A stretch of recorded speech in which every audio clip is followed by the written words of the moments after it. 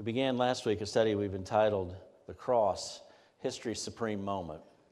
And I don't think that is hyperbole to say those words, it's a supreme moment. If you take human history and look at it from a biblical perspective, there is no greater period of time than the crucifixion, burial, and resurrection all rolled into one, because it is so significant to us.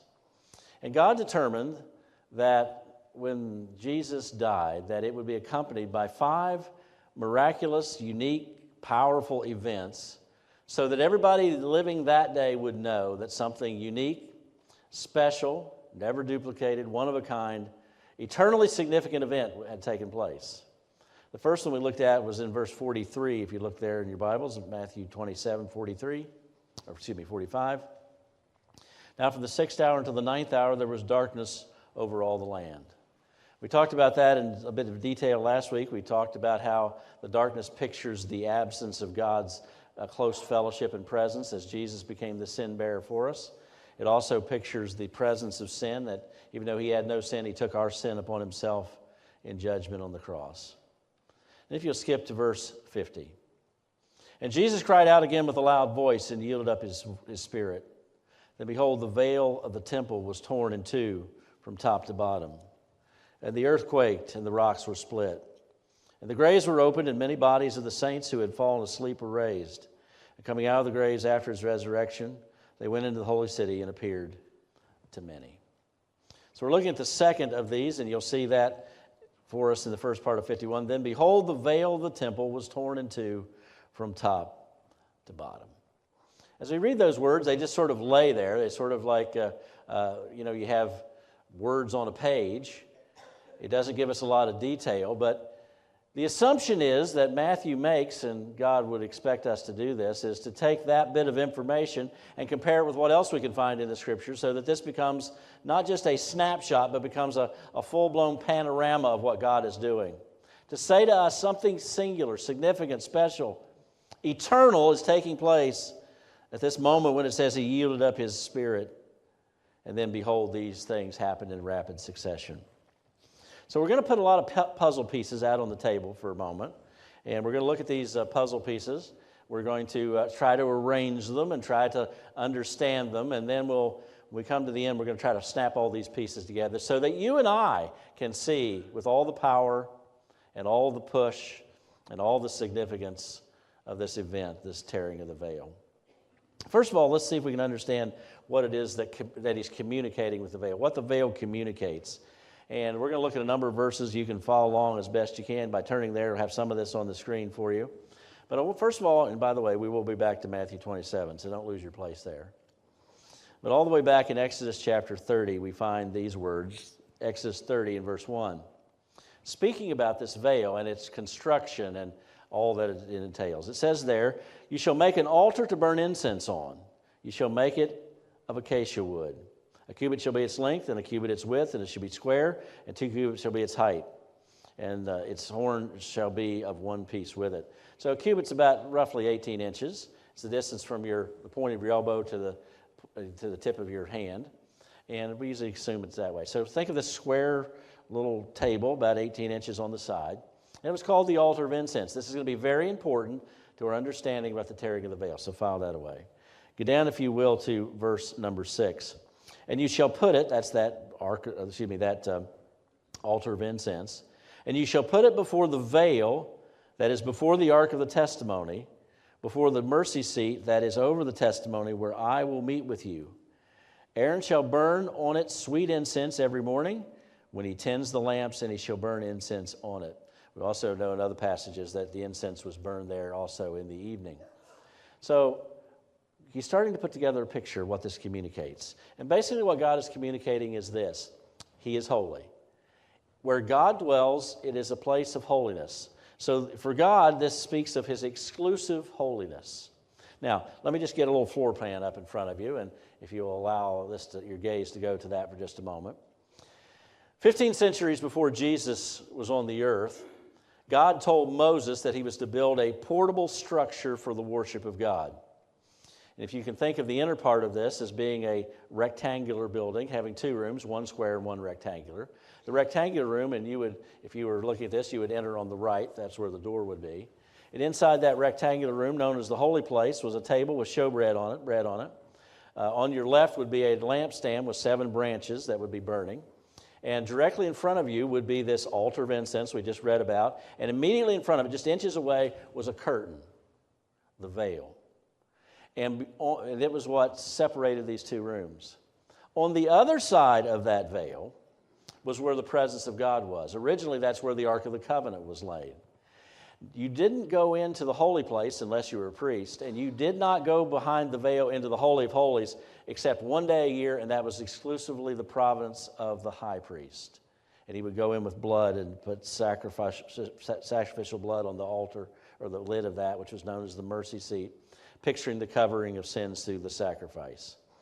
Josephus tells us that by the time of Jesus, now the portable structure that you see in front of you there, at least depicted, it was such that it was replaced by a permanent structure originally built by Solomon, destroyed by the Babylonians, rebuilt. The second temple was built after that. It was still being reconstructed and enlarged in Jesus' time under the auspices of Herod the king. So with that in mind, they built it bigger. Josephus says that this veil, this curtain that they constructed in the permanent structure, was 30 feet wide and 60 feet high. And some of you guys complain about hanging curtains in your house and blinds in your house.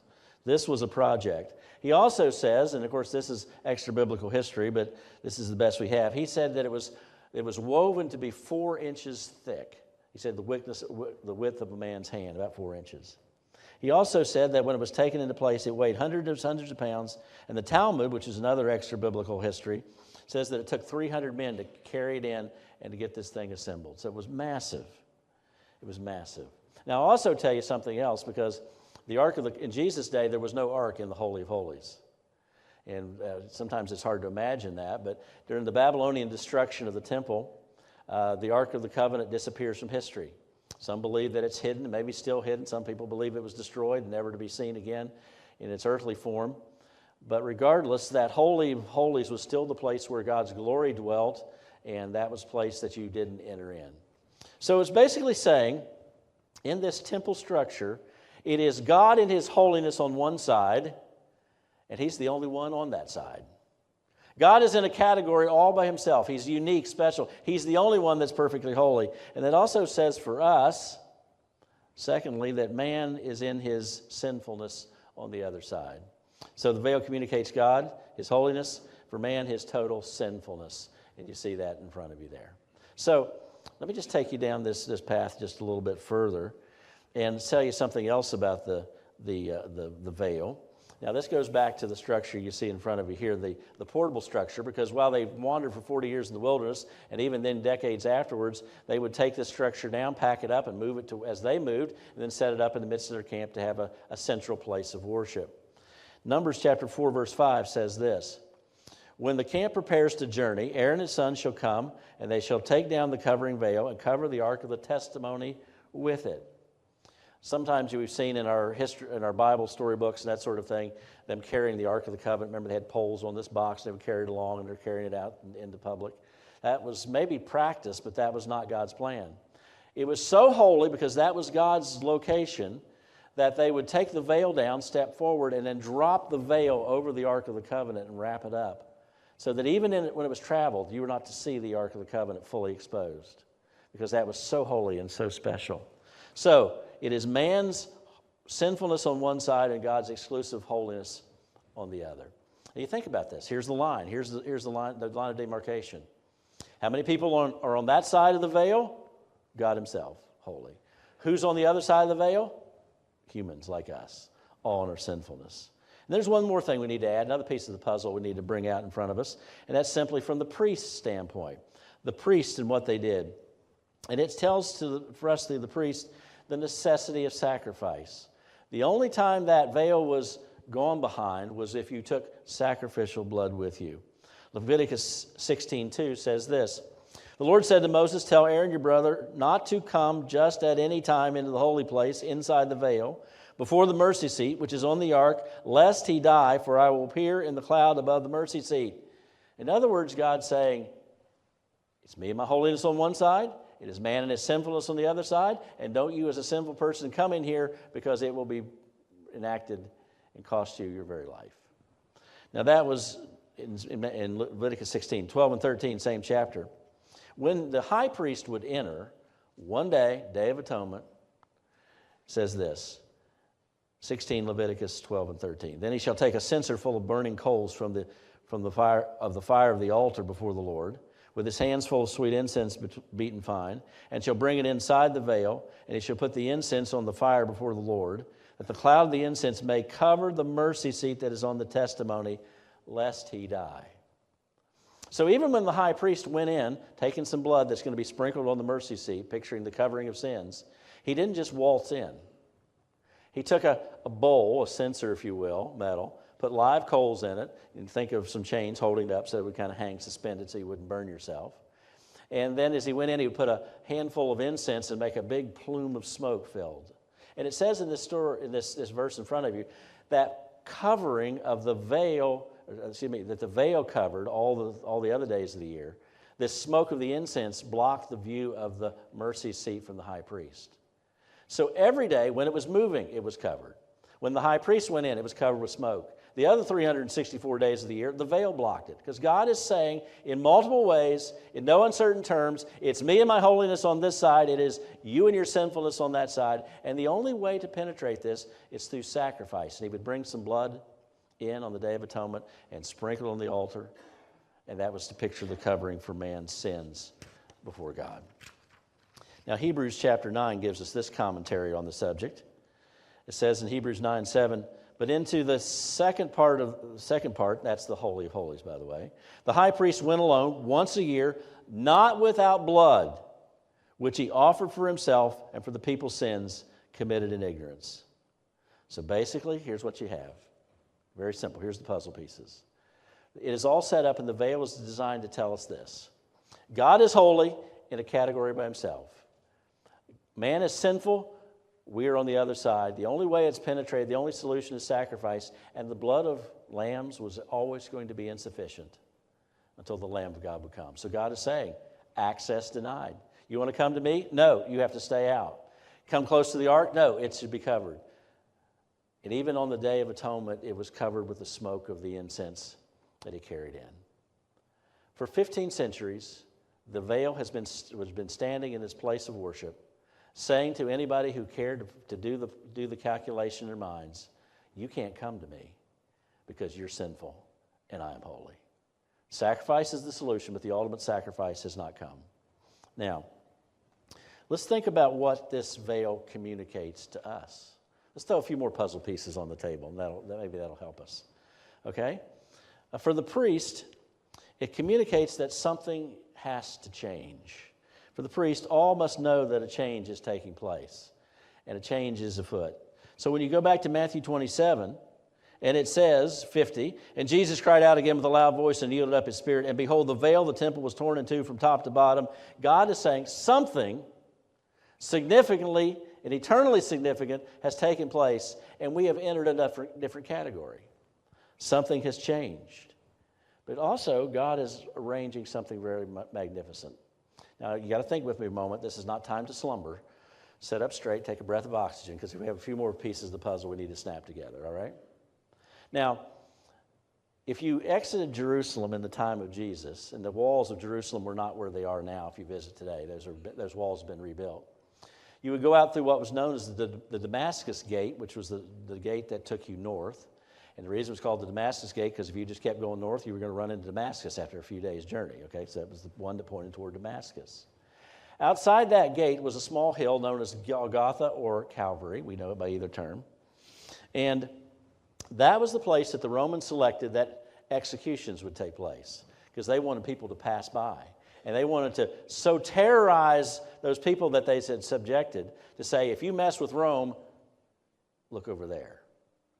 So it was in that place where Jesus was. It might have been a half a mile, it might have been 3/4 of a mile. We don't know for sure exactly where Calvary was. We have some good suspicions and a couple of locations, if you're with us on Wednesday, we talked about a couple of places that seem likely, but we don't know exactly, but some ways away, some few hundred yards away. So out there, Jesus has been hanging on the cross for 6 hours. from 9 a.m. in the morning until the 9th hour, 3 p.m. in the afternoon. That's the reason it says in verse 45, now from the 6th hour there was darkness until the 9th hour there was darkness over all the land. And about the 9th hour, Jesus cried out with a loud voice. That's where he says, my God, why hast thou not forsaken me? And then if you skip down to verse 50, he cried out again in very quick succession, and then these events happened when he yielded up his spirit and died. So that's occurring outside the city. Inside the city, where the veil is, a whole different thing is going on. I want to take you back to a story that you know, and this is from the priest's point of view, okay? There's a story that you know very well from Luke chapter 1. In the beginning of Luke chapter 1, before the chapter's over, Mary is announced by the angel that Jesus is going to be conceived and she's going to bear a son. But the beginning story of Luke chapter 1 tells the story of Zacharias and Elizabeth, and Zachariah is the father of John the Baptist. He was a priest. And it was his turn to come to Jerusalem and to serve in the priestly order. They did this kind of like shifts. And he was selected by Lot to be the one who would go in and tend that altar of incense, which was right in front of the veil. He was there. And by the way, we were told by extra biblical sources that this was such an honor and such a special thing that a priest would typically only do this one time in their entire career, to have this special honor. Of course, he goes in, and he's not expecting to meet anybody, but he happens to run into an angel that tells him that even though you're old, your wife's past childbearing, you're going to bear a son, and you know the rest of the story. You can go read it if you need to refresh. And it says that he's in there having this conversation. Remember, he asked for a sign, and the angel says, you're not going to be able to speak till these things are fulfilled. And he has to come out, and they're wondering, they're waiting, like, what's taking so long? Well, the procedure was this. 2 priests would go into the holy place at the time of incense, the burning of incense. And Luke chapter 1 tells us this, Luke 1:10. And the whole multitude of people was praying outside at the hour of incense. So during this hour of incense, this time of incense, 2 priests would go in. One would clean off the top of the altar of incense of the ashes that were left from the previous burning, get it all cleaned up. And then Zachariah's job was to take live coals from off the altar, which was out in the courtyard, put those on the altar of incense, and then take sweet incense and put it on those coals so it would make another puff of smoke. And this little plume of smoke that went up, we're told in Scripture, was designed to picture in symbolic form the prayers of God's people going up to God. Just as smoke rises, that was the picture. And they were always regularly, daily, offering this incense, and it was going up to God. So, God had arranged that this process would be in place. Now, you see in the verse that's in front of you, it says the hour of incense. Would anyone like to take a guess what time in the day that was? Let me just go ahead and tell you. I can't wait. It was 3 p.m. in the afternoon.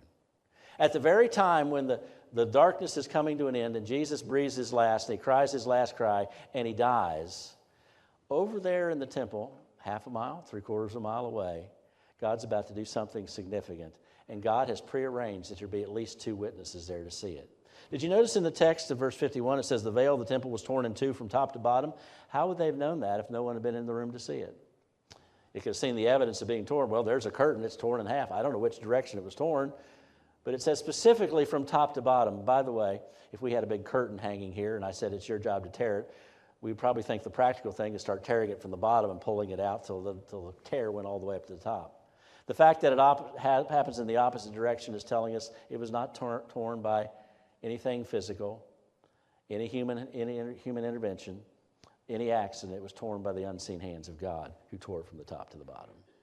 So we have these 2 witnesses. By the way, we talked about this even in our study on Wednesday, that there's this certain level of evidentiary evidence that needs to take place in the Old Testament economy to convict someone of a crime.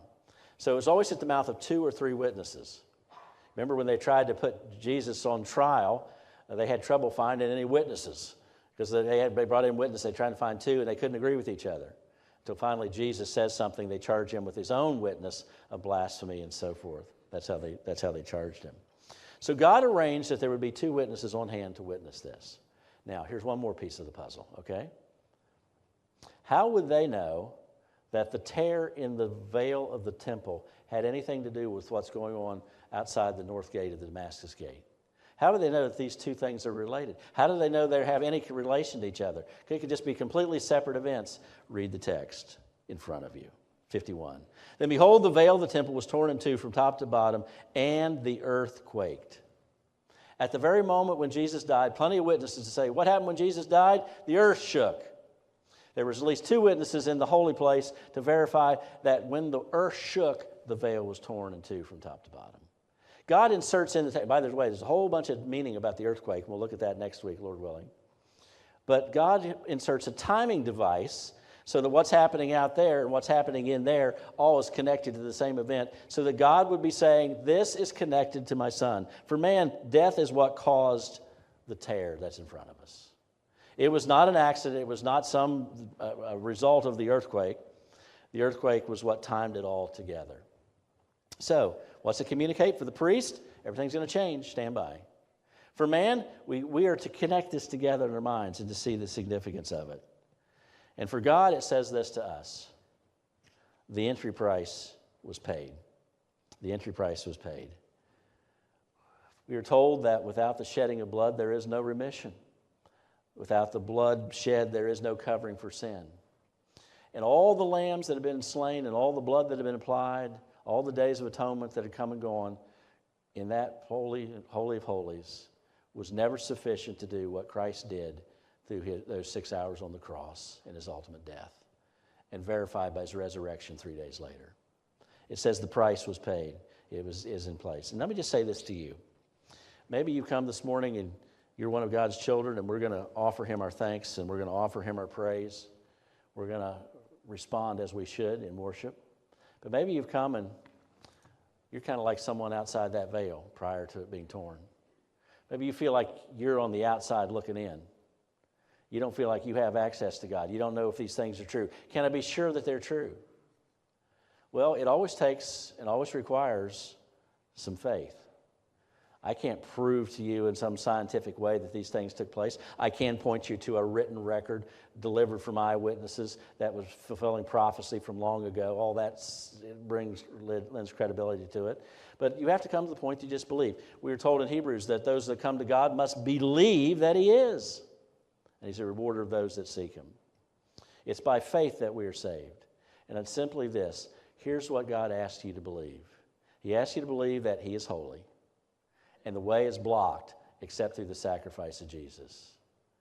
And if we will believe in his finished work, that it was accomplished on the cross, verified by these signs, and ultimately by the resurrection 3 days later, he invites us to believe in that, and then to understand that that belief brings us forgiveness of sins, grants us eternal life, brings us into the family of God, changes the trajectory of our life, and ultimately will change our eternal destination. That's an invitation open to you if you don't know him. Now, we talked about, Pastor Adam mentioned these little cards, and by the way, there's plenty of them around. Take as many as you want, use as many as you want. But if you're here this morning and you say, I'm not really sure about that, I want to challenge you to grab one of those and scan that little QR code. There's a 6-minute video that we put together to try to just answer the normal questions about whether we can believe or not. And you can get it on the website if you don't have one of those cards. It's readily available to you. But I encourage you, listen to the claims of God. Listen to what the Word of God says. And I would implore you to come to faith in him. If we can help you with that step, we'd love to have a conversation with you. We'll do it in a non-threatening way. We're not going to twist your arm, not make you do anything you don't want to do. But we just love to share with you how you can be one of his children, because this has taken place. Okay, we've got all the pieces on the table. Let's see if we can snap them together. You ready? All right? Think about it. It's been 3 hours of darkness over all the land. I bet there was some butterflies and some stomachs in Jerusalem that day, don't you? I bet there was a little bit of nervousness among the priestly class. Those people that had been yelling earlier today, he saved others, why can't he save himself? Let's see if God will come and save him, if he'll have him. All those taunts, all those ridicules. I think by noontime, when it grew dark for 3 hours, I think it grew quiet. I think there wasn't as much accusations thrown at him. It's dark. There's nervousness. There's something up. Jesus is not behaving like a condemned criminal, praying that God would forgive those who were nailing him to the cross. Looking at the thief on one side of him, saying, today you'll be with me in paradise. This was unique. This was special. This was one of a kind. And then we come to this point where it says in verse 50, verse 50, Jesus cried out again with a loud voice and yielded up his spirit. He took one final breath after he cried out, and he was dead. At that very moment, things happened in rapid succession. Those that were around the cross hear that cry and see him slump in death, and suddenly the earth starts to tremble, and rocks are splitting and other things happening. We'll save that for our next studies.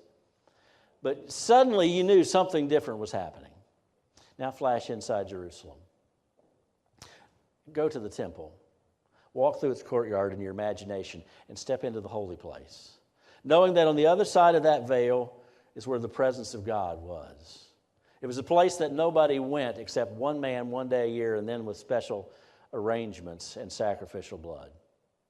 And there's two priests in there doing an honorable job, what priests had done for all these decades, all these centuries.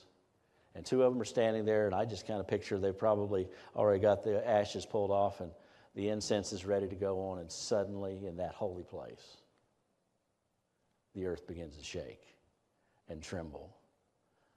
And everything is moving, and suddenly two terrified priests look up while the mighty unseen hands of God shreds the temple and the veil in two in the midst of the temple.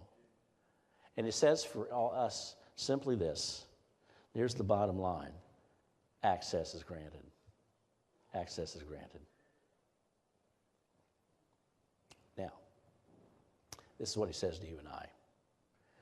He says, it's been for 15 centuries that veil had said, way to me is blocked. Access is denied. It's me and my holiness on one side. It is you and your sinfulness on the other side. It's going to take a sacrifice of cosmic proportions to remedy this. And the fact, sacrifice just took place out there on Calvary's Hill. And he says to you, and he says to I, because of what Jesus has done, and through your faith in that, he says, come to me. Come to me, all ye that labor and heavy laden, and I will give you rest. Come to me with your sorrows. Come to me with your shame. Come to me with all of your agony. Come to me with your disappointments. Come to me with all your baggage. Come to me. Just come. He says to you, come with your doubts. Come with your fears. You can come unto me. Why? Because what Christ has done. He says to you, whether you're sinner or saint, he says, come. He says, come now. Come freely. Come with all this invitation. He says to us, come. He says 1,000 times, come. Because access is gained. If you're not one of his children, I already said, you need to come to him in faith. If you are one of his children, you need to enjoy that and give thanks for that every single day. That we can come into his presence. We who are sinful have been washed clean in that sacrifice. And we can step through the veil, as it were, into the holiest of place where we can have fellowship with God. We can be declared his children. We are one with him. And we're going to spend eternity in the divine sanctuary that we call heaven. We should enjoy that fellowship on Sunday mornings. We should enjoy that fellowship when we gather together as the people of God, and you are. We should enjoy that fellowship every day as we open the Word and we listen to his voice. Lord, what do you want to say to me today? I can come into your presence. He says, come. He's waiting. Whenever we step into his presence through the Word, he's already there. He's already present. He's already ready to interact with you. When we whisper a prayer, whether it be a time of prayer or a quick panic prayer in the midst of a crisis in our lives, that's when we come to him. We make our lives about him. We make our all about him. We make our time about him. We make our pursuits about him. John the Baptist, we talked about his parentage a bit ago. He made this statement, he must increase, I must decrease. That's the normal pattern of a Christian life who's growing. It's not about me, it's all about him.